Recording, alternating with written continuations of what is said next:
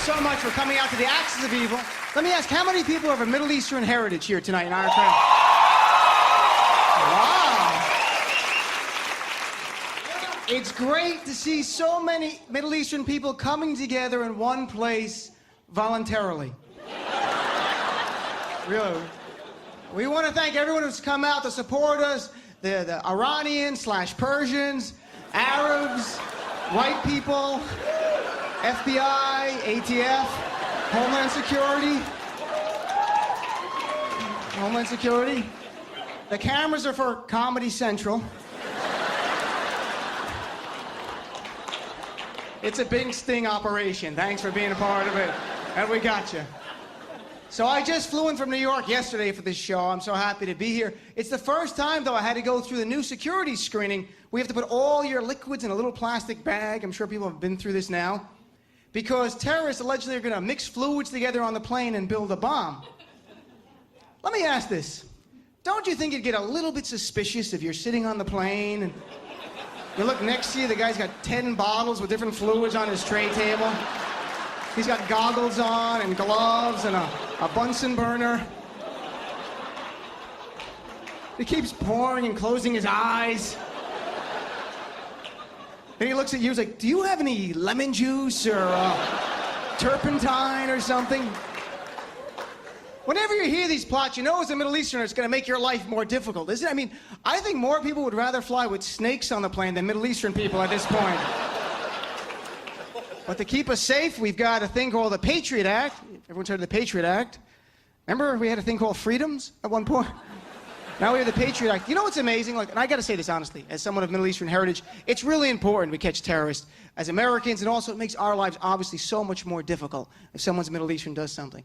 But do you guys know, under the Patriot Act, any book you take out of any public library, the government can find out the name of that book? Do you actually think guys in Al-Qaeda are going to public libraries and taking books out? Are they going, okay, we've been planning this for years, but we need a book.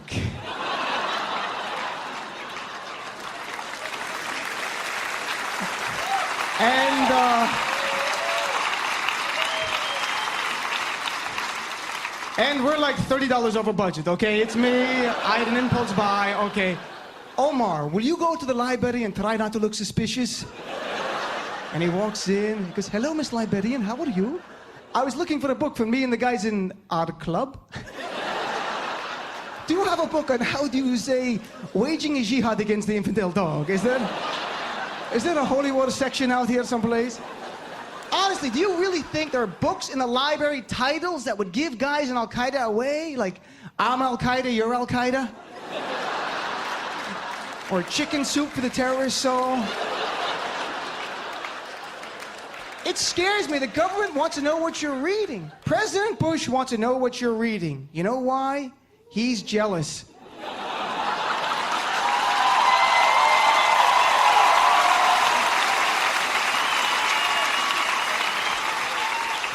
I'm not saying he can't read. I'm just saying he probably prefers others reading to him, okay? He moved up slightly the last few months in the approval ratings, but as of last week, new poll, he's fallen back to a 34% approval rating. Statistically, to put it in perspective, herpes has a higher approval rating right now than President Bush. E. coli is gaining on the man, okay? Spinach is gonna beat him any day, I'm pretty sure. Now, I have problems with him policy-wise, but he is funny at times as a president. I mean, he says, I don't know how most people say Al-Qaeda or Al-Qaeda, right?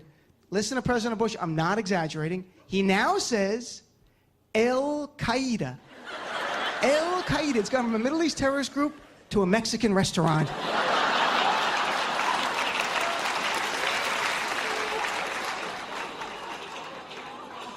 He's like, be on the lookout for Al-Qaeda.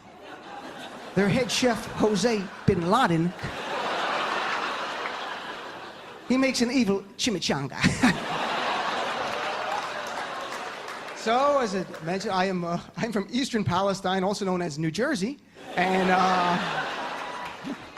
I'm from New Jersey. I have mixed heritage. My father is Palestinian. My mother is Italian. And for the non-Italians here, maybe you can relate to being Italian. Have you at least been to the Olive Garden? You ever worn a tank top to a job interview? Just my mom, fair enough. My last name is Obidala. I know many people in here can relate to this. For the non-Middle Eastern people, do you know what it's like being of Arab heritage with a Muslim last name living in America the last few years? I could use a hug. It is so weird. Before 9/11, I'm just a white guy living like a typical white guy life. All my friends had names like Monica and Chandler and Joey and Ross. I go to bed September 10th, white, wake up September 11th, I'm an Arab. And it's weird to be Arab in a different world. It's a place where people say things to my face about my own heritage. I think one of the best ways to explain what it's like to be Arab American now is to share with you some of the comments people have said to me about my own heritage to my face. And I've actually written them down in this notebook, together with the name and address of each person who said it. But these are actual, I'm not exaggerating, these are actual comments people have said when I tell them I'm Arab. Oh, you're Arab. Wow, I love hummus.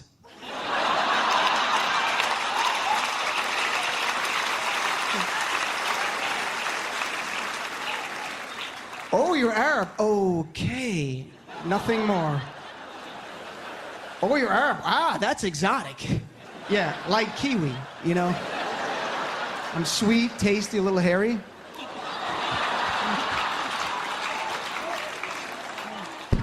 Oh, you're Arab. Why are people so angry all the time? Caffeine? I don't know what to tell you. Oh, you're Arab, but you look so nice.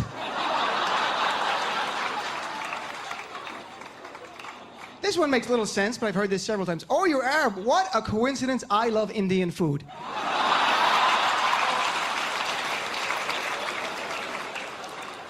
And a friend of mine said, well, you look pretty white. I understand how I look, but it's my last name, Obidala, that gets attention. A friend said, well, why don't you translate it into the English translation?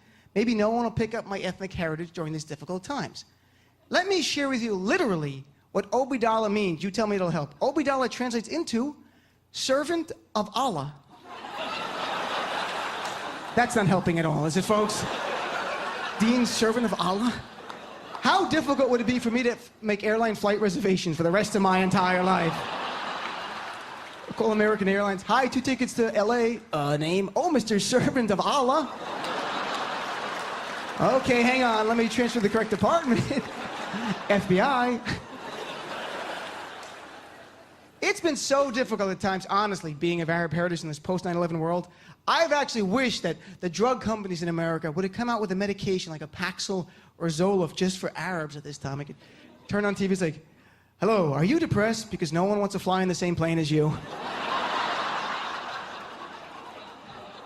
Are you anxious because you resemble several people on the government's most wanted list? Are you angry because every time you go to the airport, you are randomly selected for extra screening?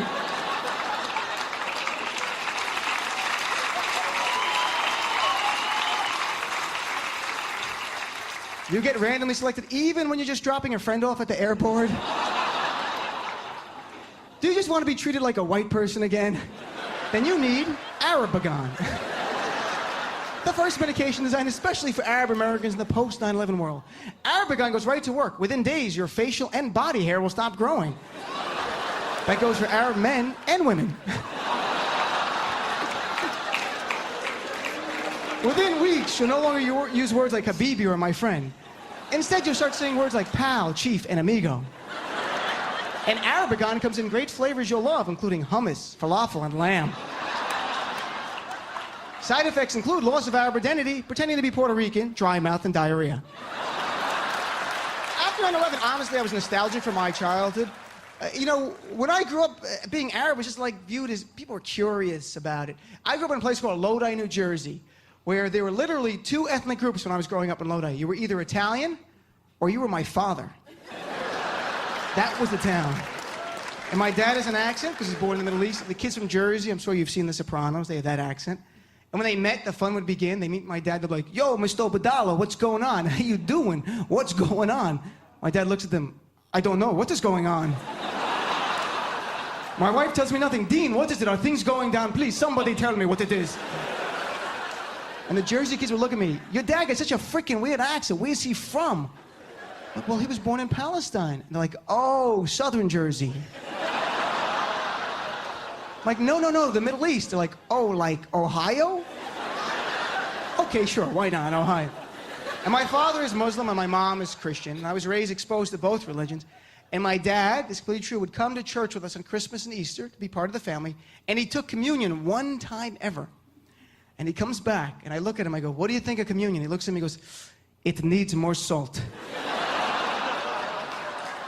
I said, Dad, it's not a snack, it's the body of Christ. He goes, this I understand. Why it does not taste better, I do not get, okay?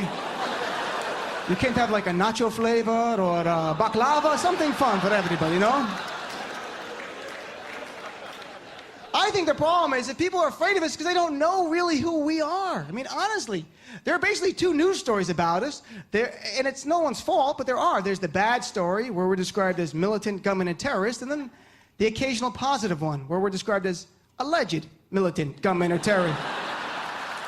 I'm jealous. We don't get a whole month that celebrates our heritage like other groups in America, like African Americans, Black History Month, Asians, Asian Awareness Month, Hispanic Awareness Month. What do we get? Orange alert. Not what we want. And I'll tell you this, even the most open-minded people, you've been conditioned by the media to be afraid of people with accents. And I can show you, I can say the same thing with or without a Middle Eastern accent. It can change the whole meaning. Why? If I go, hey, wait till Friday night. We've been planning this for months. People be talking about this for years. It could be a party, right? If I go, wait till Friday night. We've been planning this for months. People be talking about this for years. Scary, right?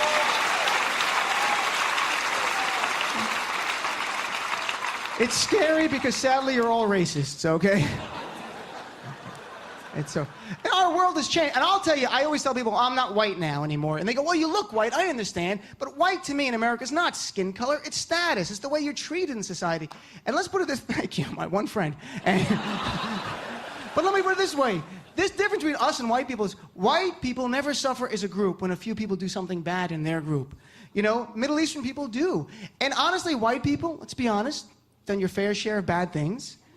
Corporate scandals, presidential assassinations, NASCAR, Paris Hilton, country music. That is audio terrorism to me, my... And then people aren't satisfied enough. Racial profiling of Arabs and Middle Eastern people is not enough. Now, have you heard this? They want to do religious profiling of Muslims at the airport. But it's not in your passport. So is now TSA officials going to throw in a little question here and there to figure out your religion? They'll start out subtly like, oh, did you pack your own bag? What do you think of pork? If I drew a cartoon of Muhammad, would you get mad? When I say Mecca, do you think of a holy place or an urban clothing line? Or maybe they'll have like a huge ham sandwich at the checkpoint. If you don't bite it, extra screening. We are so racially profiled now. And I specifically say Arabs because of this expression. I've heard this expression on TV. People have said now, Arabs are the new blacks. Because law enforcement is now focused on Arabs over blacks. I'm going to be honest. When I heard the expression, Arabs are the new blacks, I was excited. I'm like, oh my God, we're cool. White kids in the suburbs and the OC in Jersey, instead of acting black to be cool, start acting Arab with their friends. Dressing Arab. Wearing like a traditional Arab headdress, tilted to the side to be cool. Open shirt, gold chain, smelling like lamb. Walking up to each other going, what up, Mustafa? Where my Arabs at? Arab, please.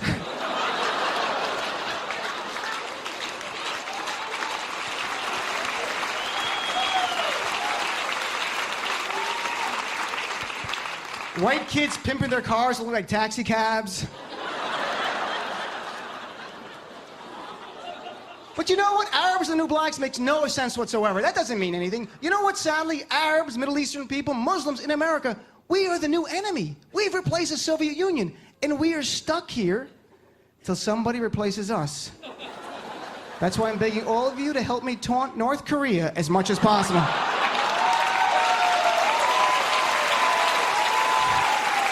It won't take like much. Kim Jong-il, the North Korean leader, is crazy. He wants attention. He's like the middle child of the axis of evil, this guy. Have you seen him with the big glasses and the hair? He's like a James Bond villain, you know, like petting the cats and stuff. And I got an idea to get Bush interested. We tell Bush, Kim Jong-il, he's got tons of oil in his hair. So, well, before I go, I can only hope that, I mean, we all hope people understand us more. And I also hope, selfishly, for peace in the Middle East. I have a lot of uncles and cousins who live in the West Bank. I'm sure other people have family there, or they're tied to the region by religion. And I so believe that if Ehud Olmert, the Prime Minister of Israel, and Abu Mazen, the President of the Palestinian people, made peace, one, they get the Nobel Peace Prize. That's a given. I also think they would get commercial endorsements worldwide as a result. Hear me out. One day you turn on TV and say, hello, I am Ehud Olmert, and I am Abu Mazen. For over 50 years, our people have fought each other tooth and nail. In fact, we hated each other very much. But through it all, we've always agreed on one thing, the great taste of Miller Lite. Less filling, tastes great. Less filling, tastes great. Ah, now we fight only about beer. You guys, thank you very much. God bless you. Thank you so much for coming out.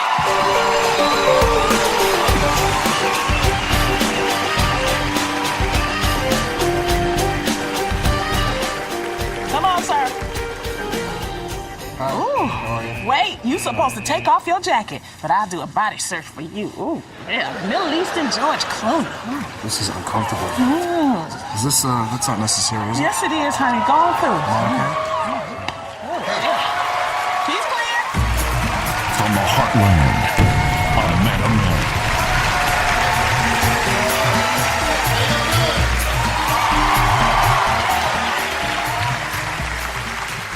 Well, thanks for coming out to the Axis of Evil Comedy Tour.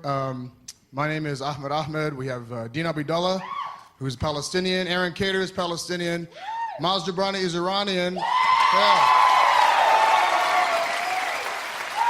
We're still looking for a North Korean. So if you know any, we're auditioning tomorrow afternoon.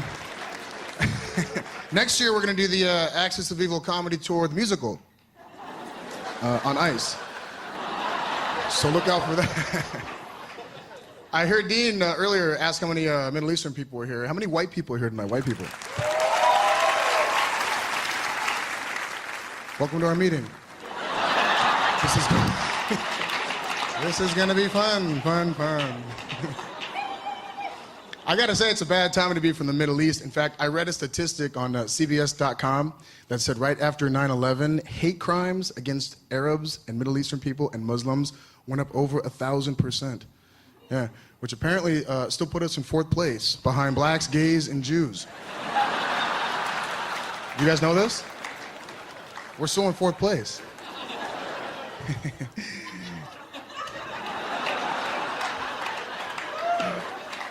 So what do we have to do? I mean, we can't even win in hatred. I want to be number 1 in something. Such a bad time.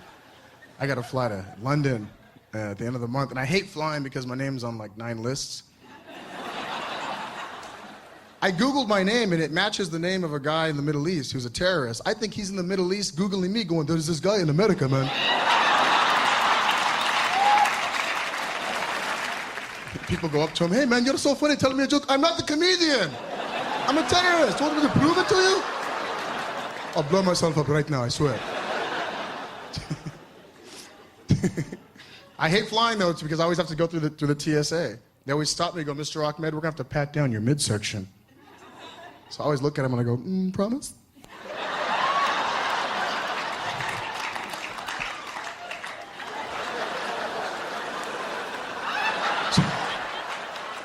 Whenever I get on a plane, I always know who the air marshal is.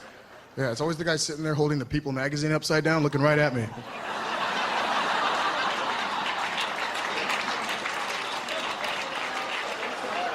I went to hotwire.com to order a ticket online. Anybody ever use hotwire.com? That's a shady website. They make you purchase your ticket first, then they tell you what airline you're flying out on, and what time you fly out. So I purchased a ticket, and it turns out I had to fly out at like 4:30 in the morning on like Zimbabwe Air, stop over in Bangladesh and sit next to farm animals. And they ask you all these questions on the website, like, are you prepared to swim? It's like, are you prepared to what? Can you operate a parachute? This conversation never happened. Went online and ordered a ticket on Southwest Airlines. Anybody ever go to Southwest Airlines? They are cheap, man. They're so cheap, when I got on the plane, the pilot asked me for gas money. That's how cheap they are, all right? Only reason I fly Southwest is because they don't check Middle Eastern people. Try it. Every time I fly Southwest, well, Mr. Ahmed, you're Arab and you're Muslim, huh? Go ahead, we'll probably crash before you do anything. Go ahead.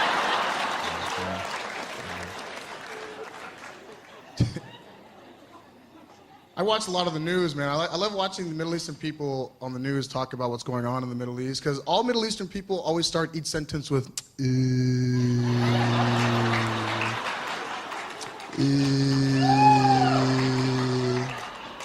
the damn United States of America, they come into our country and they bomb our...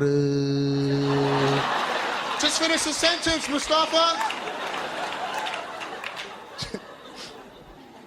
I got to go to Dubai. I did comedy in Dubai. That's a Muslim city. And anybody ever been to Dubai? Here in Dubai? Have you? How cool is that place? It's a little decadent for me, a little opulent for me. The Amir, the guy who runs the whole city, he has the only 7-star hotel in the whole wide world in Dubai. When critics asked who gave it 7 stars, he was like, I give it 7 stars. It's a schizophrenic place because you walk down to the beach and you'll see Muslim women wearing hijab. Then you'll see European men in Speedos. You'll see a mosque, and right across the street from the mosque, there's a nightclub. So right around 8 o'clock every night, all you hear is, Allahu Akbar,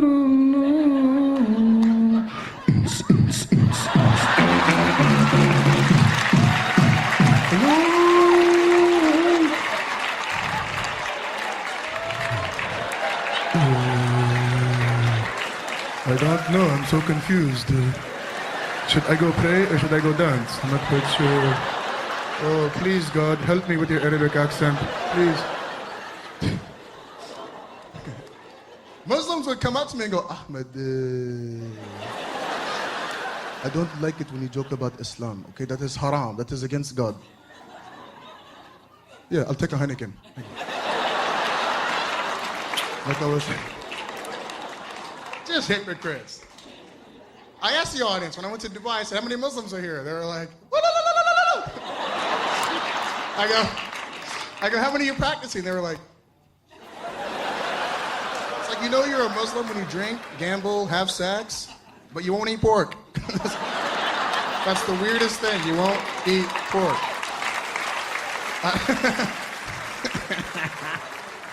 See, I live in Los Angeles, California. There aren't any Muslims in Los Angeles, California. A lot of Jews. Any Jews here?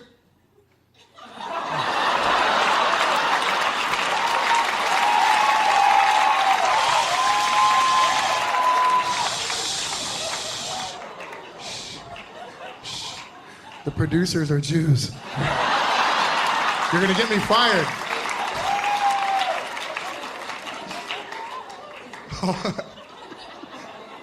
All my friends are like, hey man, how do you have so many Jewish friends? What about the Jews and the Muslims and the war and hate and all that? Tell me about that, huh? I'm like, look, if you think about it, both Jews and Muslims have more in common than any other religion ever. Both Jews and Muslims don't eat pork. We don't celebrate Christmas. We both use in our pronunciation. We both yell on the phone when there's no emergency. Yeah? The only difference between Muslims and Jews is that Jews never like to spend any money and Muslims never have any money to spend. That's the only difference between the Muslims and the Jews.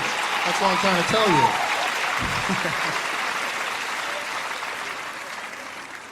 I love living in Hollywood because I've been blessed to work with great people, and I stopped doing acting a long time ago, and I got into comedy because in the acting world, they always stereotype you. Like I was always cast to play the terrorist. Imagine that.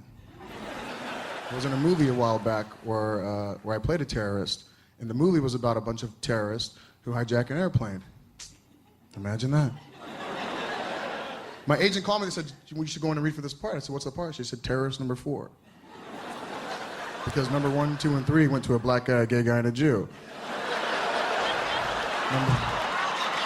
Number 4. Didn't even want to go in on the role. My agent said, go in and read for this part. I said, all right, I'll just go in and meet the director. So I go and meet the director, the casting director. I read my lines over the top because I just wanted to have fun with it. The director went nuts. He was like, okay, do it one more time.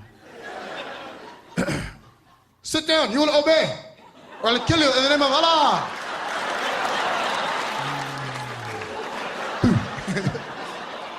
He sat there, he was like, brilliant. That's exactly what we're looking for, Ahmed. I want to see you do it again, but this time give me a little bit more of that Middle Eastern. You know how your people are very. So I was like, angry? Yes, exactly. Use that hidden Middle Eastern anger that your people possess. So I used my hidden Middle Eastern anger that my people possess. And I got the part. My agent called me the next day, said they want to put you in this movie. I was like, I wasn't even trying for the role. I was making fun of it. She said, whatever you did, it worked. They want to put you in this film. I said, look, tell them I said thanks, but no thanks. Every time I take a part like this, it's like feeding the beast. It's like putting fuel on the flame. No way. Yeah. Thank you. And then she said, well, they want to pay you $30,000 for a week of work. So I was like,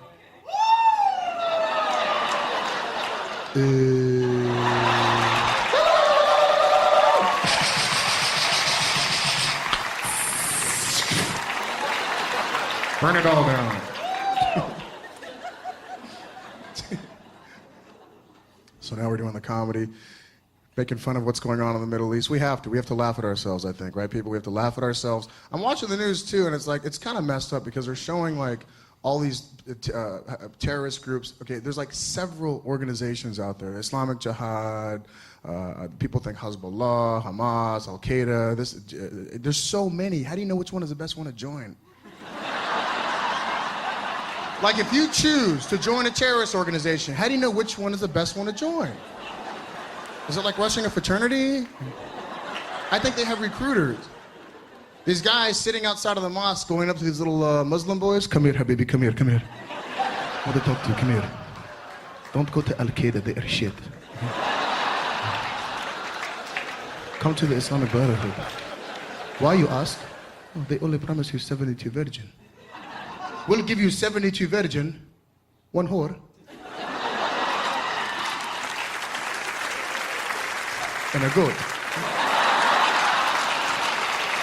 Hey, you guys have been fun. God bless you. Thank you.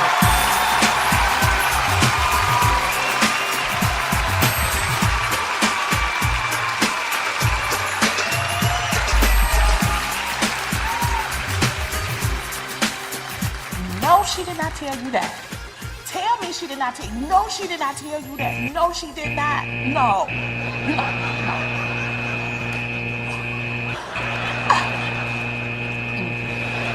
Be clear. From Midtown Palestine, Aaron Cater. You guys, thanks for coming out. What a beautiful crowd, beautiful crowd, beautiful. Thanks for coming. My name's Aaron Cater. I'm a Palestinian. Any Palestinians here? Hey, ahlan wa sahlan. Yeah, usually Arabs don't come to a comedy show. I mean, it's really difficult. I mean, in the past, Arabs would come to the comedy show, but they'd sit in the back in the dark and go, yeah, that was funny. I like that. That's very good. Very funny, very good. Hilarious, my friend. Seriously, that's almost very, you can almost hear me laugh. It's that good. It's that good. Yeah. Anyone who thinks Arabs don't have a sense of humor, I will kill you and burn your flag. I will do it. We have a very good sense of humor. My grandfather, when he immigrated to this country, his name was Abu Khadir. But then at Ellis Island, they changed his name to Cater. So my last name's Cater. So if I ever have a child, if it's a boy, I'll definitely name him Al. Al Cater. It's a good name. If I have a girl, I'll name her Darth. Darth Cater. That's a sweet name. Yeah. My dad comes from a Palestinian family, and my mom comes from a Mormon family from Utah. Yeah. Any Palestinian Mormons here?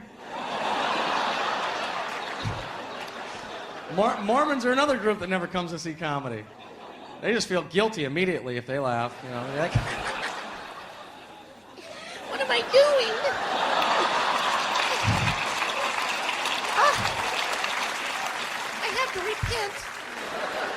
Yeah. I got a cousin named Jihad. Any Jihads here? It's a very popular name in the late 70s. I got a cousin named Jihad. He takes the bus now, everywhere. Can't fly. He called me from a Greyhound station, seriously. And he calls me and he's like, this sucks, they're frisking me and IDing me and looking at me funny. Screw this, man, I'm changing my name to Raymond. That's good, now your name's Raymond. Abdul Majid. That doesn't change anything. Think.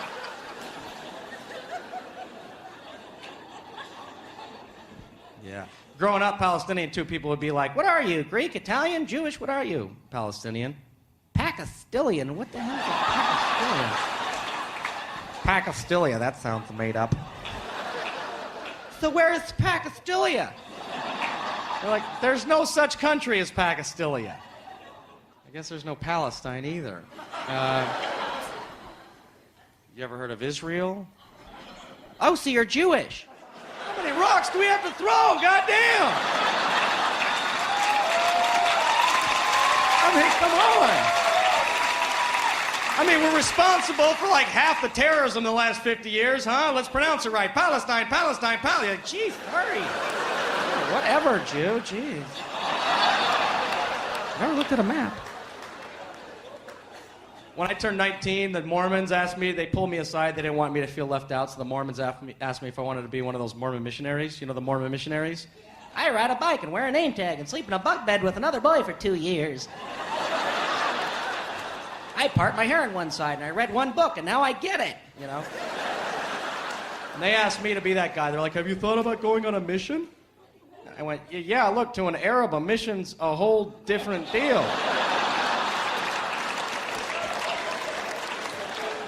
Generally, we don't come back from those. Thanks for asking. I have my own little mission, my own little personal mission, which was to go back to the homeland, right? Go see where my grandma came from, go visit. I got hundreds of cousins that I've just heard about, never met. So, over the years, I've been there a few times. Most recently, I was back in the Middle East. Anybody here ever been to the Middle East? Yeah? That's great, see, because we got Middle Eastern people here. But generally, if somebody says, I've been to the Middle East, it's like, Marine, Army, Navy, Air Force, which one? But, I went over there after 9/11, and I was visiting a cousin in Amman, Jordan, right? And I'm driving around with my cousin who's like, all bitching and moaning about America, right? You son of a bitch, America. America, think you're so strong, so powerful, so big and strong. And Arabs love to cuss in English. They cuss their heads off in English. They won't do it in Arabic, because then God could hear them, But in English, no problem. God doesn't speak English. You son of a bitch bastard. United States think you're so big and strong and powerful. This is bullshit. United States, you are a paper tiger. You will fall. You will see. You hungry? You want something to eat? You hungry? We got Burger King, McDonald's, Pizza Hut, Applebee's. There's a new place called TAIF Fridays. Looks good. You don't want? You look tired. You want coffee? We got Starbucks. You like a Starbucks? The Starbucks. I like that place. They got the Frappuccino. I like that. That's a good. Have you had? You've had back in the United States. You fucking son of a bitch. United States think they own everything. Bullshit. Which hotel you going to? Sheraton, Hilton, Marriott? Where are you going? And I had to stop my cousin in the middle of this, and I was like, listen, Fayez, if America goes down, we're taking Snickers and Coke and Pepsi and Twix. We're not leaving a McNugget behind. You understand? We go down, it all goes down with us. And he got mad. He stops the car. No. You leave these things. Leave the Skittle and Kit Kat and the Baby Ruth. You want to take something, take KFC. I don't like the honey wings. What the hell is a honey wing? Like honey flies with wings. That's American propaganda bullshit. That's what that is. That's when I realized how America dominates, man. America just dominates with products. Like I climbed the top of Mount Sinai, where Moses spoke to God. Who did I speak to? a little Egyptian kid with an igloo cooler going, Lipton, Pepsi, Snickers, yeah, you want? Huh? Yeah. How mystical and magical up here. I'll have a Snickers, sure. But that's how we do it. We just have product. I mean, you have a 100% chance anywhere on Earth of finding a Coke. You'll never go without a Coke or a Pepsi or a Snickers, man. You can find it 100% of the time everywhere. You know, you have better than a 50-50 shot of finding a McDonald's. I mean, other ethnicities, they can't find that. I mean, like, there's a Chinatown in every big city in North America, but they don't have a candy bar that sells very well. You know what I mean? They don't have, I mean, the only reason I can think of is that we don't like sesame seeds in our candy bars, right? But other than that, there's a Chinatown in every bit. I mean, how many Chinatowns do you need to see, right? Once you've seen one Chinatown, you kind of seen them all. There's green dragons and orange chicken and peanut sauce. I get it, you know. But people are always trying to push you into Chinatown. Go to Chinatown. Go check out Chinatown's pretty sweet. Have you seen Chinatown? It's like, I've seen it. I'd like to go to China and find, like, you know, Americaville. You know, USA town right here. Come on in, man. We got burgers and fries, and we got the satellite dish on with the game, and Chevy's parked out back. It's Shangri-La. It's China. Let's do it, man. We're chopping wood and burning it. But Americans don't really leave this country to go set up little American communities in other countries, do we? But we do it. We call them military bases. It's just a different way of spreading our thing. We have military bases in 149 countries, and I was like, I didn't know there were 149 countries on Earth. That's a lot of I like the way we went to war, because I like every time Bush approaches the podium, he does one of these. He always has his hands out.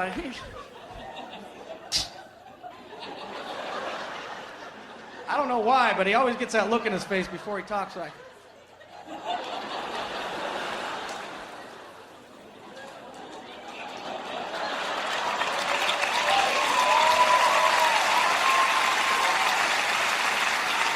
He always gets that look in his eye, right? Like, I'm about to say some shit. All right? I'm serious. This is Bush's serious face. I'm serious. Like, why are you smiling? Because I'm serious. Remember, we went to war, like, he comes out and he looks at the pony, he looks right in the camera, and he goes, hey, Saddam. Hey. I'm like, what, is Saddam in Baghdad watching CNN? Like, oh my God, is he talking to me?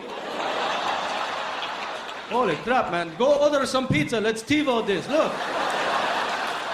The president is threatening me. But hey, Saddam, we're sick and tired of your games. Understand? Sick and tired. He gets so sick and tired. You can always sense it when he's in a press conference, because when he gets questions, he always does this.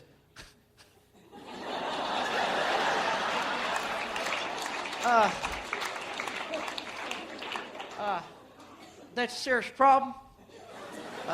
We'll take care of it. Next question. I wish Bush would get it. I mean, sometimes Bush deflects questions. You know, like, he'll get the question and he'll just deflect it all together and just say some things we already know. Like, you know, look, you want to get somewhere, you walk or you run. You understand? Like, we're stupid. You know what I mean? You get on a bus or a bike or a motorcycle or a train or a car. There's only so many ways you can go, all right? Or you fly. Next question. Thanks. Thanks, Dr. Phil. Clears that situation up. I wish Bush would snap at a press conference one time. Wouldn't that be great if he just, like, lost his cool? Like, he was at an outdoor press conference, lost his speech in the wind, his little earpiece falls out, and he has to improvise. You know, gets that one question from Helen Thomas he doesn't want to deal with. You know, just goes, how about fuck you, all right? How about that? You, fuck you, all right?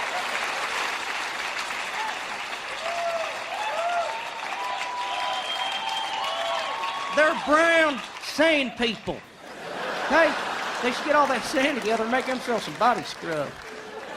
Exfoliate themselves. They're all motherfuckers, trust me. Next question. If Bush just came out and called everybody in the Middle East a motherfucker, don't you think half of America, maybe more than half, would go, I like that right there, that's honest. I appreciate it. All right, you guys, thanks for coming out tonight. Thanks.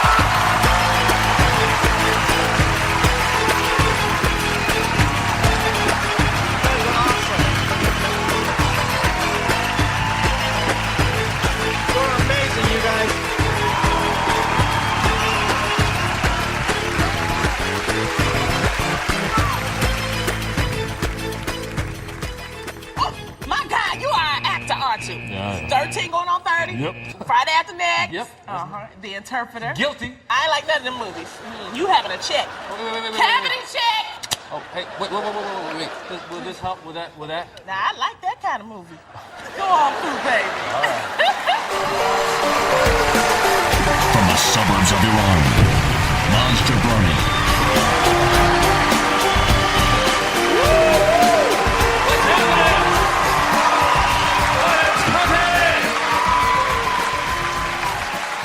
I'm the Iranian of the group. I'm the Iranian.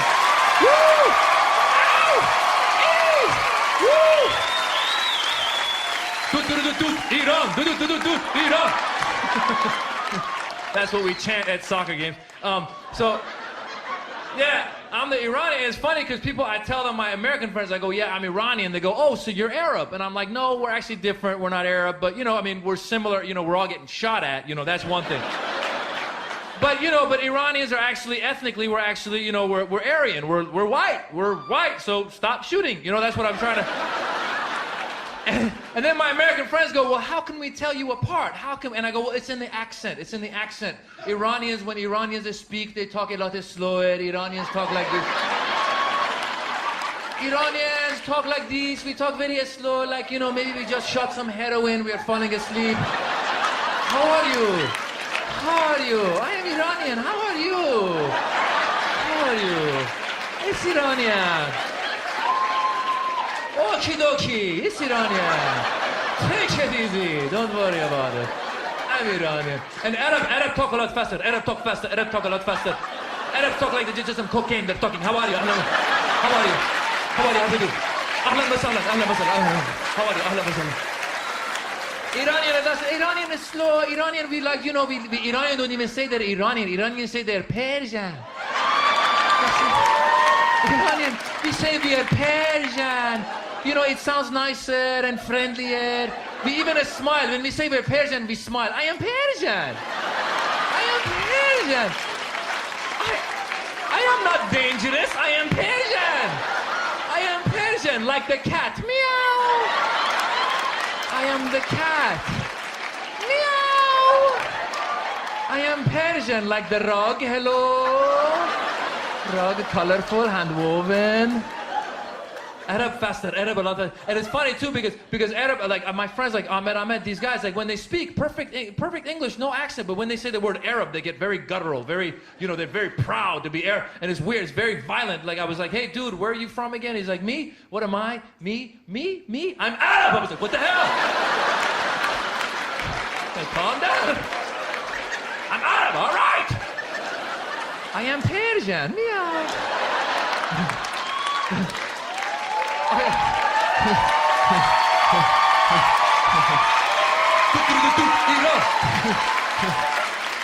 Iranians too, like we're very sneaky about. We're like, I am Persian. Okay, we have a nuclear program. Okay, we have, but it is a peaceful nuclear program. Peaceful. If we blow you up, then we hug you. Come on. Take it easy. Take it easy. Oh my God. Yeah. But no, we are very similar now, man. We are. I know you guys I get like stupid questions. I know you do too. Like people think just because I'm from the Middle East, I'm an expert on the Middle East. So like I got a friend, like anytime the gas prices go up, he'll always ask my opinion about it. He'll always corner me, hey Maz, in your opinion, what's going on with this gas thing? What's gonna happen? What's going on? 50 words or less, break it down, would you? You're my Middle Eastern friend. Like, dude, I don't work at OPEC. I don't know. I pay the same price as you, like I don't have like a discount pump at the gas station. You know, I don't walk in like, Hassan, Hossein, discount pump? Okay, my friend, fantastic. Yeah.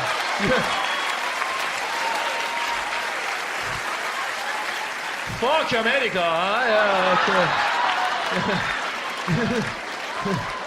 I get stupid questions. Same guy thinks that I know when the next terrorist hit is going down. He'll ask my opinion about it. He'll be, hey, Maz, what's the word on the street? I'm like, what street, dude? He's like, bro, I've been watching CNN. I know you know somebody. What's going on? I tell him, dude, I don't know any terrorists, okay? I've never met one or talked to one, not even accidentally. You know, never been home late one night, gotten a phone call, picked it up and heard like, hello, Hassan, it goes down tomorrow at midnight. Who is this? Oops, sorry, wrong number. Even that. It's funny because I do get those questions, and I did that joke one night at a show, and another friend of mine was at the show, and then he emailed me the next day. He was joking with me, emailed me on my Hotmail. He said, hey, Maz, had a great time last night at the show. By the way, when's the next terrorist hit going down? Ha-ha. So I got on my Hotmail, and I was like, well, I'm not being flagged. I can respond, right? So I was like, hey, man, I've been talking to Al-Qaeda, and the next terrorist hit is going down on the Lower East Side of Iceland. Ha-ha. Send. Yeah, next day, tried to log on to Hotmail, account closed, access denied. I was like, oh, my God, I got flagged. I was freaking out, and I tried to contact Hotmail, you know, to tell them I'm a comic. I put ha-ha.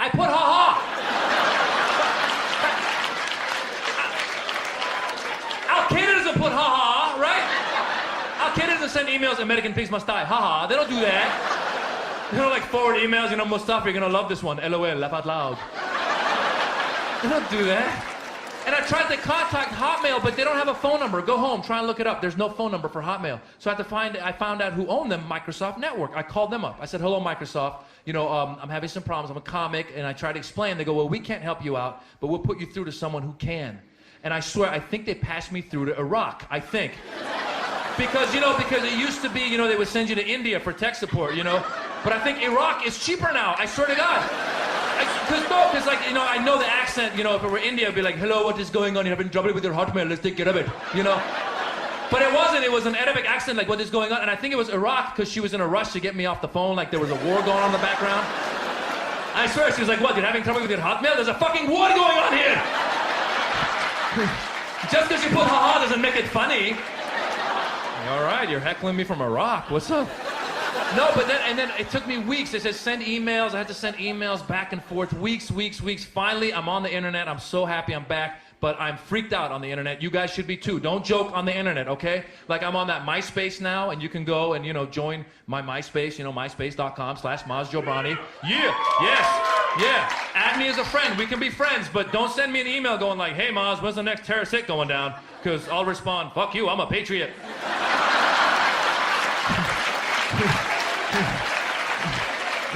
You're looking for Ahmed.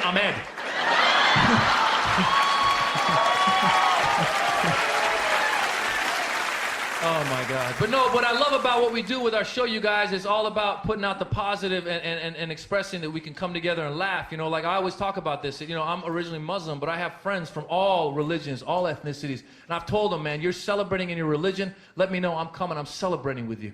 And I've done it. Yeah. Yes. Yeah. Yeah, man. I have Christian friends and Baha'i friends and Jewish friends, all of them. I celebrate. And my Jewish friend one time actually invited me over for Shabbat dinner one time, Friday night. Yes, I went, it was a great time. Gave me a matzah ball, I ate it, it was delicious. It was. Gave me a yarmulke, I put it on, it was cool. Yeah, but it was weird, because as soon as I put on the yarmulke, I started coming up with business ideas.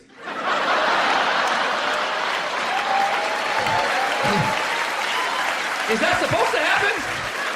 My IQ increased by 20 points. My bank account doubled. It was strange. No, actually, I did come up with business ideas. So I put on the yarmulke and I'm bald. It started sliding. I was like, dude, you need like a Velcro yarmulke. And he's like, we can't do that. I go, okay, how about a suction cup yarmulke? That's a brilliant idea. Just lick it and haba nagila.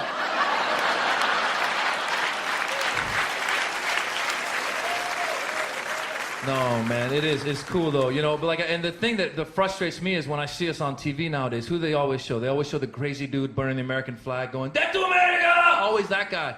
Just once, I wish they would show us doing something good, man. Right? Just once, right? Yeah, man. Right?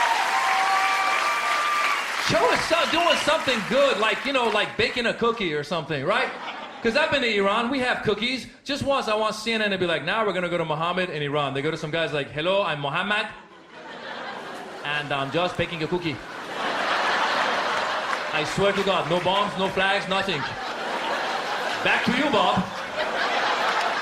Do the whole news piece. They're never gonna do that. Even if they ever did that, they'd follow it up with another news piece. They'd be like, this just in, a cookie bomb just exploded. Mohammed, you sneaky Persian. Always, we get the bad end. Like in the World Cup. You guys watched the World Cup? You saw the World Cup, right? Right? The famous headbutt, you saw the headbutt, right? And it was the French dude, Zinedine Zidane, and the Italian dude, Materazzi, and it looked peaceful, and they were walking back, and Materazzi grabbed Zidane's jersey, you know, and Zidane turned to him and was like, you can have it after the game, you know, like to say like, oh, you are gay, let's go, you know, that kind of thing. Yeah, and the Italian guy was like, hey, I'd rather bang your sister. That's what he said. Yeah, and Zidane was like, you don't talk about my sister like that, you know? And he went over and he headbutted him, boom, right in the chest, and the Italian guy was like, ow, that hurt, and he went down. Yeah. But what I observed as a Middle Easterner, I watched the French reaction, and before the whole thing, the French loved Zidane. They were like, we love Zinedine Zidane. Zinedine Zidane is one of us. He's a French champion. We love him. He is the best. Zinedine Zidane, we call him Zizou. He is the champ. We love him. After the headbutt, they're like, this fucking guy is Algerian.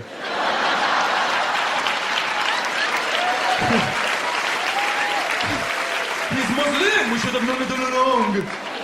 They're crazy. We get the bad rap, man. You know who's doing well and breaking stereotypes, mainstream media, and I'm proud of them, are Asians. Breaking stereotypes, mainstream media. This is how I figured this one out. I was watching. There was a car commercial for Mercedes-Benz. And the drivers of the car in the commercial were Asian. Yeah, how crazy is that? Right, because the stereotype is Asians can't drive. That's the stereotype, right? But Mercedes was like, no, they can drive. They will drive. They'll drive our cars. Right? And I mean, if you want to read between the lines, you could say Mercedes was making a racist statement, you know. You could say Mercedes was saying, hey, we're a safe car. So safe even Asians can drive it. But at least there's Asians in commercials breaking stereotypes, right? Middle Easterners aren't breaking stereotypes, not in commercials, right? You never turn on the TV, see like a United Airlines commercial with a Middle Eastern pilot. Right? You never see me stand there and go like, come fly the friendly skies. I dare you.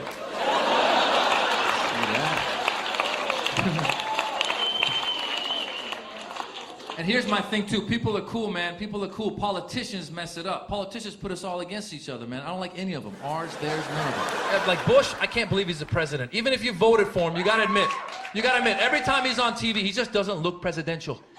He does. Every time Bush is on TV, I'm watching, I'm like, he's not the president. Someone's pulling our legs. Someone's messing with us. Every time I see Bush on TV, I'm waiting for Ashton Kutcher to run out. I'll be like, you've all been punked. Right? Osama comes running out of a cave. He's like, I was in on it too. Right? Makes sense. Osama has been hiding for 6 years. Think about it. That's a good hider, people. That guy's a great, like, I can't hide for more than 6 minutes. This guy's doing it for 6 years. Osama's like the Michael Jordan of hiders. Think about it. I bet you coming out of high school, he was voted most likely to hide. Right? Like, I bet you as a kid, whenever he was going to play hide and seek, the other kids were pissed because they knew the game was going to take forever. Right? They'd be like, what, you let Osama play? Ah, shit. The game's going to take 6 years, you know. Okay, fine, go hide. I'll count, asshole. 1, 2, we're going to miss our high school graduation. 3, 4, he's so tall, how does he do it? 5, 6, he's just gonna hide in a cave again. 7, 8, and put out the videotapes. Osama, actually, I heard recently, he had a magazine. He put out a magazine called Jihad Magazine. He did. And like, what? I'm like, what kind of articles are in that? Like, what? Like, you know, what is it? Like 50 ways to lose weight. Number 1, blow yourself up. Like, Mustafa lost 200 pounds in 1 second. Iran. Politicians of Iran are talking shit to America. Why would you talk shit to America? America has recently bombed your neighbors. America's bombed Iraq and Afghanistan. Iran is in the middle. It's a good time to be quiet. Right? It's like being in a nightclub and the bouncer's knocked out your friends and you're still talking shit, right? Come on.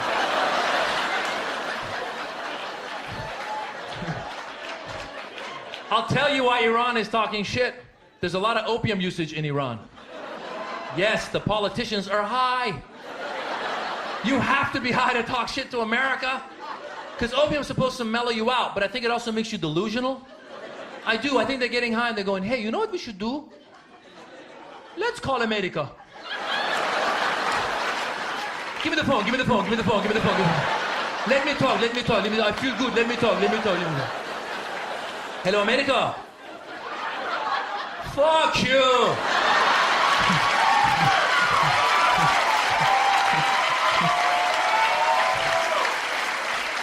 Bring it on, beach. We kick your ass. And then they hang up and they go, hey guys, do we have a military? Oh, we don't. Oh, America, just kidding. I am Persian. Meow. Bullshit.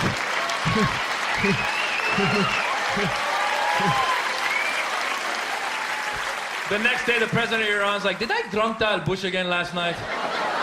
Stop drunk dialing Bush.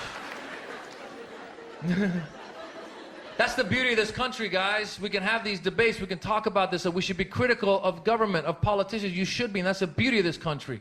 And that's why we have to have these open debates. Like, I couldn't be making fun of the president of Iran in Iran, right? You'd be like, hey, Maz, that was a good show. When's your next show? I'd be like, there are no more shows.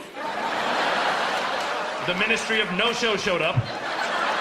My next show will be in prison. I'll be performing like this. You know, I did this one joke. And, they didn't like it.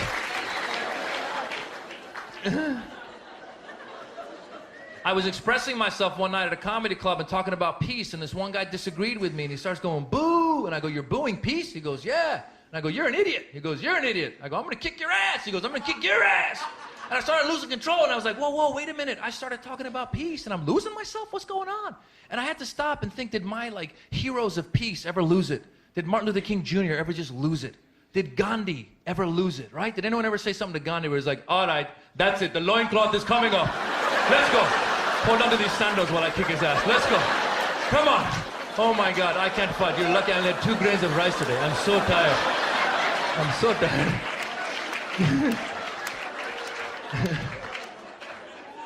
Speaking of Indian, I got married to an Indian woman a year ago. Beautiful, beautiful Indian woman. I have to clarify because people go, oh, Indian like, woo, or Indian like, you know, and I always got to say, no, not casino Indian, computer Indian. You know what I'm saying? Yes. I marry tech support. That's right. That's right. Anytime I got a computer problem, honey, Windows XP isn't working. She's like, I will take care of it. You know, and she does. She does. No, she doesn't talk like that. She grew up here. But that's a fun accent to do. Anytime you feel sad, just go, ha-da-da-da-da. It'll cheer you up. I swear to God. Okay, I'm gonna leave you guys with this real quickly. I'm gonna leave you with this. Please, I always say this, please stop blaming Middle Easterners for everything, okay? And I always say it's not always us, right? It is not always us, okay? I mean, quite often it is, but not always.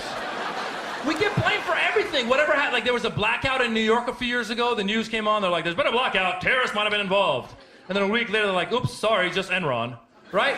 Like there's a traffic jam on the 5, terrorists might be involved. Oops, sorry, just cars. You know, it's like, and it started with the anthrax. Remember the anthrax they tried to blame on us? I knew that wasn't a Middle Easterner.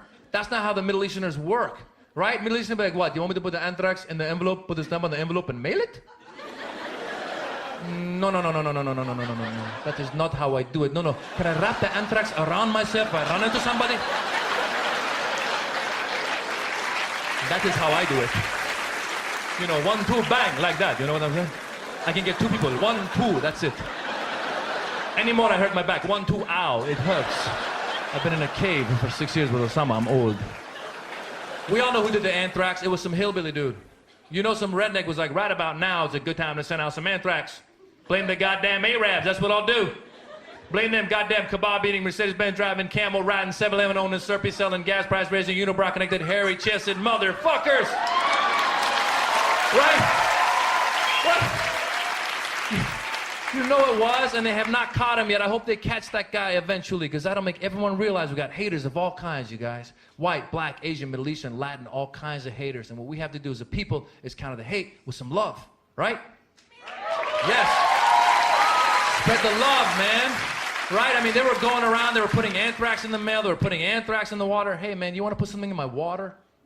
Put some ecstasy in my water. That's the kind of terrorist I'm looking for. Right? I drink the water, I'd be like this.